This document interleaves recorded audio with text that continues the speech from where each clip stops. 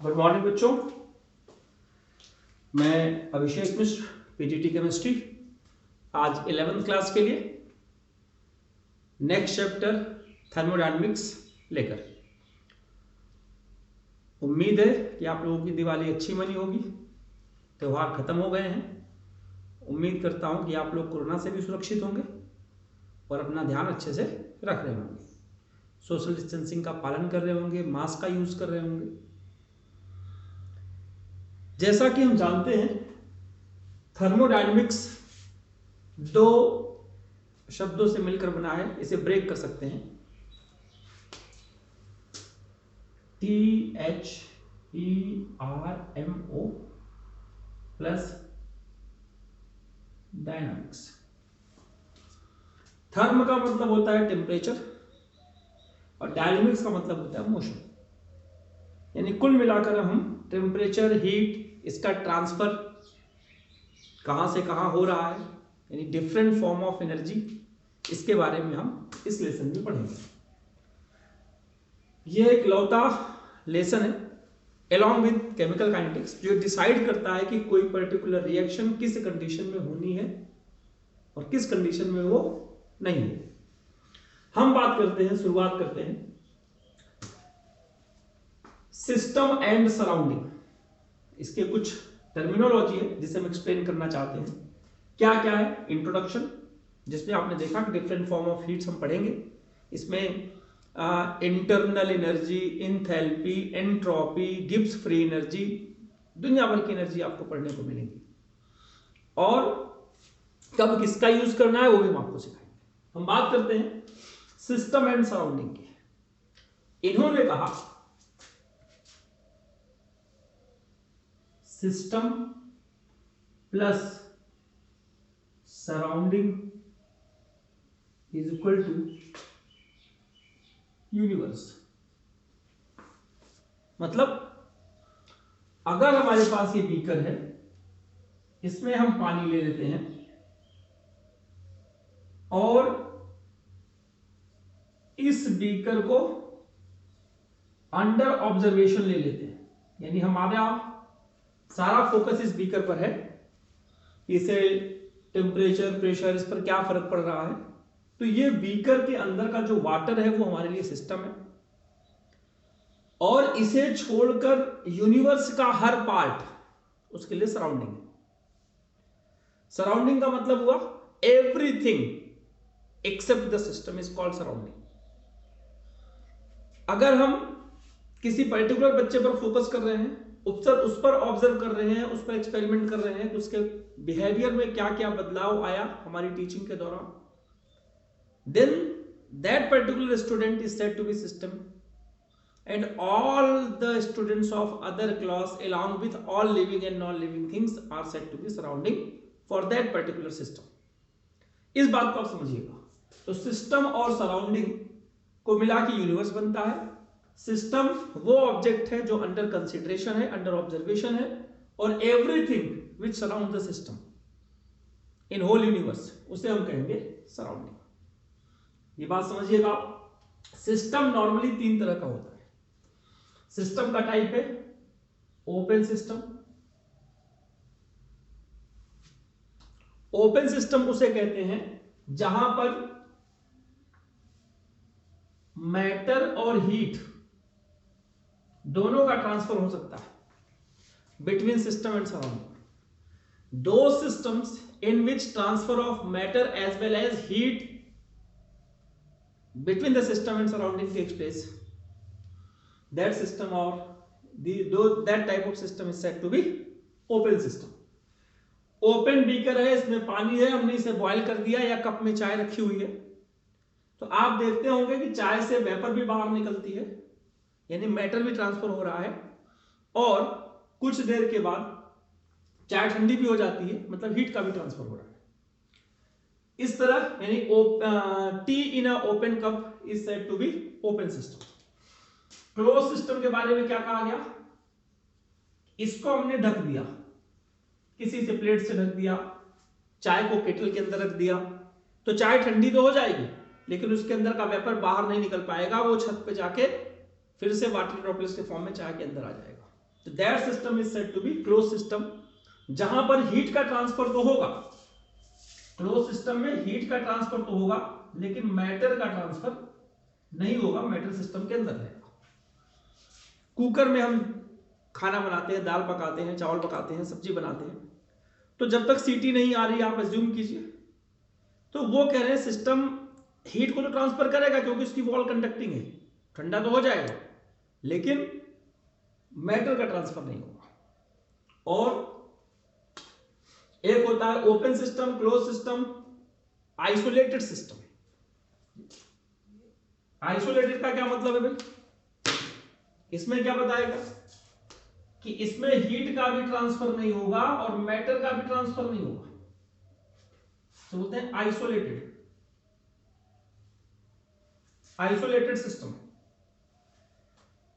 Insulated thermos flask, ideal isolated system possible नहीं है, लेकिन इंसुलेटेड थर्मस फ्लास्क में आप 1 लीटर चाय रख दीजिए, आधा लीटर चाय गर्म करके रख दीजिए, उबाल के रख दीजिए, तो मोस्टली वो 10, 12, 14 घंटे तक गर्म रहती है।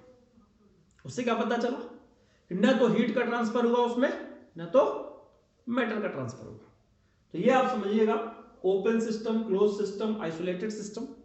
अब इसी के बारे में हम बात करते हैं, अगला टॉपिक उठाते हैं,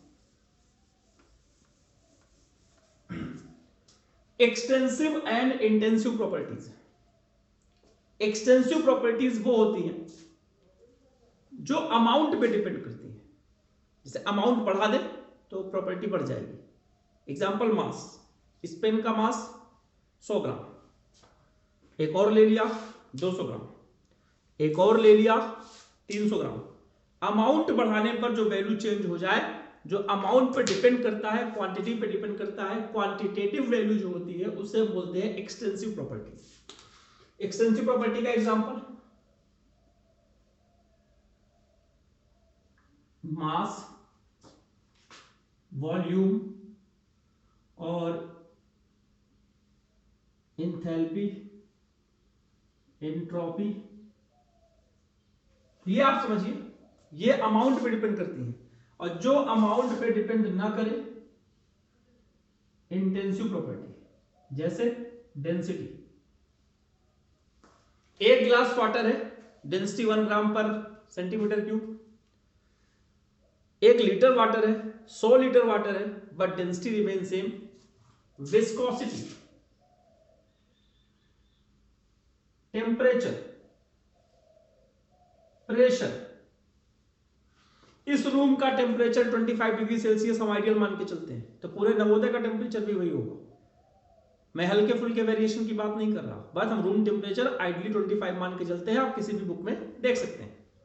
तो प्रेशर हम मानते हैं कि एटमॉस्फेरिक प्रेशर 1 atm है, चाहे वो यहाँ का प्रेशर हो, अमेरिका का हो, कहीं का हो, बांग्लादेश का हो, पाकिस्तान का हो, उससे हमसे मतलब नहीं। बट प्रेशर को हम कांस्टेंट मान के चलते हैं, वो अमाउंट पर डिपेंड नहीं करता। तो ये सब चीजें हैं, ये extensive property, intensive properties exam में खूब आए हुए हैं। अब हम बात करते हैं वर्क, हीट और एनर्जी। पहले वर्क की बात करें। Work is equal to positive जब work is done on the system. समझिएगा, जो W है वो पॉजिटिव होगा, और work is equal to negative when work is done by the system, on the system, by the system. समझिए, अगर हम सिस्टम हैं और हमें खुद काम करके इस कमरे के बाहर जाना हो या कोई सीढ़ी चढ़नी हो खुद, तो work is done by the system, हमसे एनर्जी निकलेगी तो उसे नेगेटिव माना जाएगा। और अगर हमें कोई उठा के ले जाके कमरे के बाहर छोड़ दे तो हमें काम नहीं करना पड़ा, work done on the system. Escalator में, लिफ्ट में हम चले गए, ऊपर चले गए, work done on the system, it is said to be positive, उसमें हमारा कोई लॉस नहीं होता, हमारा काम भी हो जाता है। तो ये आपको समझना है। दूसरा, Q इज इक्वल टू, इसको यहां नहीं नीचे लिखते हैं, आपको समझ में आएगा, या इस तरफ आ जाते हैं। Q is equal to positive given to the system और work is equal to, heat is equal to negative given out of the system. अगर हीट सिस्टम के अंदर जा रही है तो पॉजिटिव और अगर बाहर निकल रही है तो नेगेटिव। ये आपके काम की चीज है। और एनर्जी के बारे में हम अभी डिस्कशन करेंगे। इंटरनल एनर्जी किसी एलिमेंट को इसको यू से रिप्रेजेंट करते हैं इसको, अभी इसका डिस्कशन करेंगे, इस लॉ में आएगा। हम डब्ल्यू की जरा बात करेंगे। जब डब्ल्यू रिवर्सिबल है, जब डब्ल्यू इरिवर्सिबल है, उम्मीद है कि आपको दिख रहा होगा। तो यहां बोलते हैं minus P del V, P for pressure, del V change in volume, और यहां पर बोलते हैं minus 2.303 RT log V2 upon V1, या फिर P1 अपॉन P2। ये उल्टा बोल दिया मैंने, उसके लिए सॉरी। ये इरिवर्सिबल का है और ये आपका रिवर्सिबल का है। याद रखिएगा, in case of reversible work done हमेशा मैक्सिमम होता है, क्योंकि जो रिवर्सिबल रिएक्शन है कभी कंप्लीट नहीं होती, लगातार रिएक्टेंट प्रोडक्ट में कन्वर्ट होगा, प्रोडक्ट रिएक्टेंट में कन्वर्ट होगा, और यहां पर ये मैक्सिमम नहीं होता, सिर्फ मिनिमम कह सकते हैं। आपको इसमें होमवर्क हम आपको दे देंगे कि रिवर्सिबल एंड इरिवर्सिबल रिएक्शंस में डिफरेंसेस आप फाइंड आउट कीजिए। रिवर्सिबल इनफाइनाइट टाइम चलेंगी, खत्म ही नहीं होंगी, इरिवर्सिबल जल्दी खत्म हो जाएंगी। वर्क डन यहाँ मिनिमम होता है, यहाँ मैक्सिमम होता है। फार्मूला इसका ये है, इसका फार्मूला ये है, ये आप करके समझ सकते हैं। तो हमने बहुत सारी बातें की, आपको जनरल टर्मिनोलॉजी समझाई थर्मोडायनेमिक्स की, और अब हम बात करते हैं थोड़ा सा फर्स्ट लॉ ऑफ थर्मोडायनेमिक्स की। इसमें क्या कहा गया और ये क्या इंडिकेट करता है। सबसे पहले बताऊं तो बहुत आसान लॉ है, कंजर्वेशन ऑफ एनर्जी को ही रिप्रेजेंट करता है कि energy can neither be created not be destroyed, it can be changed, it can be transferred from one form into other. ये फर्स्ट लॉ ऑफ थर्मोडायनेमिक्स कहता है।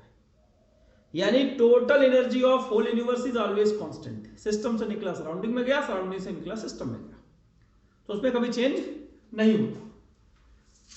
डायग्राम से दिखाते हैं कि एक ये सिस्टम है, इसकी इंटरनल एनर्जी U1 है। ये पहला केस है ए। हमने इस पर Q हीट ट्रांसफर किया, सिस्टम को Q हीट दिया, इसकी इंटरनल एनर्जी बढ़ गई U1 प्लस Q। हमने इसी सिस्टम पर W वर्क किया, work on the system, on the system, तो ये भी प्लस होगा, बाय द सिस्टम नहीं है, ऑन द सिस्टम मैंने बोला, तो यहां U1 plus Q plus W, यानी टोटली इसको हम U2 कह सकते हैं। इस डायग्राम से आप समझिए कि U2 is equal to U1 plus Q plus W। आपको समझना है, हम इसे बोल सकते हैं U2 minus U1 is equal to Q plus W, delta U is equal to Q plus W। This is the derivation of first law of thermodynamics. अब यहां पर Q पॉजिटिव होगा या निगेटिव होगा, ये इस बात पर डिपेंड करता है कि हीट सिस्टम को दी गई या सिस्टम से बाहर निकाल ली गई।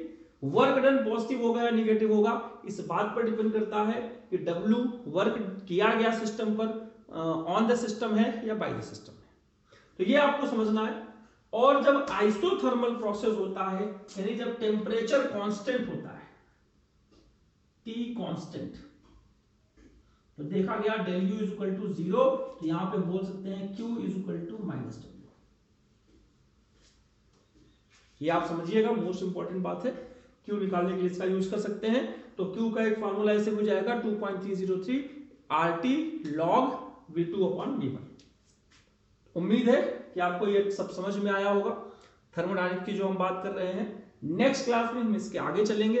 हम तब तक चाहते हैं होमवर्क में कि आप सभी इस पूरे टॉपिक पर एक प्रॉपर नोट्स बना लीजिए, अपने हाथ से लिख लीजिए ताकि आपको समझ में आए। और जो इसके नोट्स बनाने के लिए हमने आपको पीपीटी और पीडीएफ फाइल शेयर की है, आप उससे हेल्प लीजिए, समझिए उसको हम कैसे सॉल्व कर सकते हैं। उम्मीद करता हूं आपको ये क्लास अच्छी लगेगी और नेक्स्ट क्लास में हम इसको आगे कंटिन्यू करेंगे। तब तक के लिए आप लोग खुश रहिए, सुरक्षित रहिए और ऑनलाइन टीचिंग के माध्यम से अपने आप को एनरिच करते रहिए।